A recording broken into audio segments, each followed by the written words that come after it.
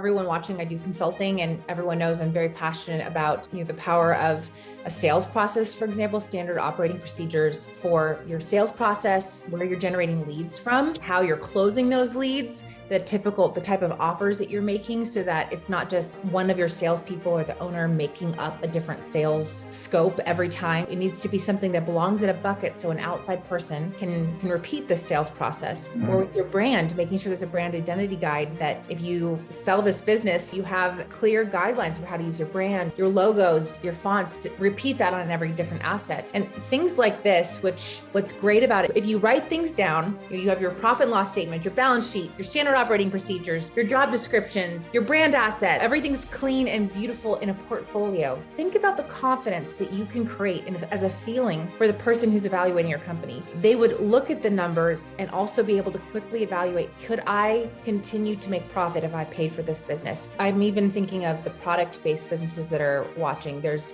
IP in the recipes, making sure that you're not just private labeling product where you don't even know what you're making. Or if you don't own, ideally, if you own a factory, that is an asset that you guys would value. But if you don't own a factory, at least you have the processes in place, you own relationships. I mean, the amount of ownership is really important to be definable and measurable, so that way when you're transferring it to someone who's not you, you're no longer working and employed at that company that you built, the person who owns it can still continue to run it.